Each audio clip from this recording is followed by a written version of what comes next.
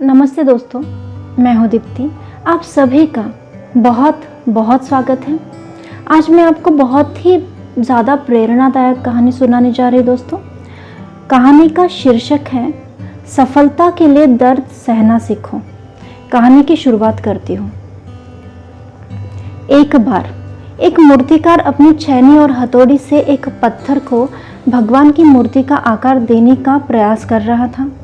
जैसे ही वह छेनी पर अपना हथौड़ा चलाता, वह पत्थर चिल्लाने लगता और कहने लगता कि क्या कर रहे हो, मुझे इतना मार क्यों रहे हो, मुझे बहुत दुख हो रहा है, तकलीफ हो रही है, पीड़ा हो रही है, मुझे अपने हाल पर छोड़ दो और यहाँ से चले जाओ।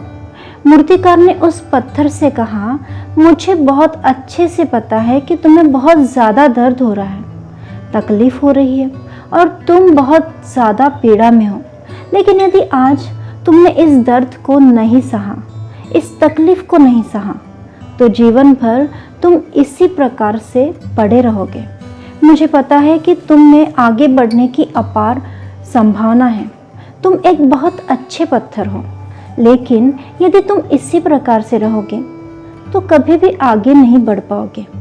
इतना कहकर मूर्तिकार ने औजार उठाए थे कि पत्थर फिर से चिल्लाने लगा, गिड़गिड़ाने लगा, विनती करने लगा कि मुझे अपने हाल पर छोड़ दो। मुझे पता है कि जीवन के लिए कौन सी चीज़ सही है और कौन सी चीज़ गलत है।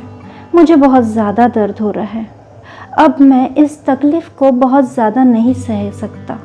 मैं जिस हाल में हूँ मुझे छोड़ दो और यहाँ से चले जाओ। उस मूर्तिकार ने फिर से उस पत्थर को समझाने की कोशिश की कि ज़्यादा अधीर मत बनो और अपने सब्र को बनाए रखो। थोड़ी देर और इस दर्द को सहन करो। यदि इस दर्द को सहन कर लिया तो मैं भगवान की मूर्ति के रूप में तुम्हारी स्थापना कराऊंगा और फिर दूर दूर से लोग तुम्हारी पूजा करने आएंगे और पंडित और लोग तुम्हारी सेवा करेंगे। लेकिन पत्थर ने उस मूर्तिकार की एक भी बात नहीं मानी। वह चिल्लाता रहा और अपनी बात पर अड़ा रहा।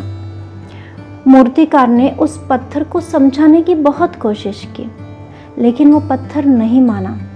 अब मूर्तिकार भी थक चुका था और वह उस पत्थर को छोड़कर आगे बढ़ गया और थोड़ी ही दूर जाकर उसने देखा कि एक और बहुत ही अच्छा पत्थर पड़ा हुआ है। उसने छेनी और हथौड़ी उठाई और उस पत्थर को मूर्ति बनाने के लिए तैयार हो गया। मूर्तिकार ने छेनी और हथौड़ी का वार दूसरे पत्थर पर जारी रखा। दूसरे पत्थर को भी दर्द हुआ, तकलीफ उससे भी हुई, लेकिन उस पत्थर ने बर्दाश्त किया और देखते ही देखते थोड़े समय के बाद उस पत्थर ने भगवान की मूर्ति का रूप धारण कर लिया। थोड़े दिन बाद उस मूर्ति की एक मंदिर में स्थापना हो गई। धीरे धीरे करके लोग वहाँ पूजा पाठ करने आने लगे। वहाँ मन्नतें पूरी होने लगी और वह मंदिर बहुत ही ज़्यादा प्रसिद्ध हो गया। अब धीरे धीरे करके दूर दूर के गांव के लोग वहाँ पूजा पाठ करने आने लगे। फिर एक दिन एक पत्थर उस मंदिर में लाया गया और उसे एक कोने में रख दिया गया। अब लोग आते और उस पर नारियल फोड़ते।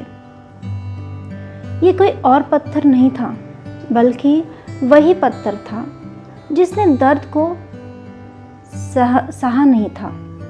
अब वो पत्थर मन ही मन बहुत ज़्यादा पछता रहा था, दुखी हो रहा था और अपने आप से कह रहा था कि काश मैंने उस दिन उस दर्द को, उस तकलीफ़ को सहन कर लिया होता तो आज लोग मेरी भी पूजा करते। इसलिए दोस्तों, हमेशा कोई भी काम जब हम शुरू करते हैं तो उसको पूरे दिल से करो।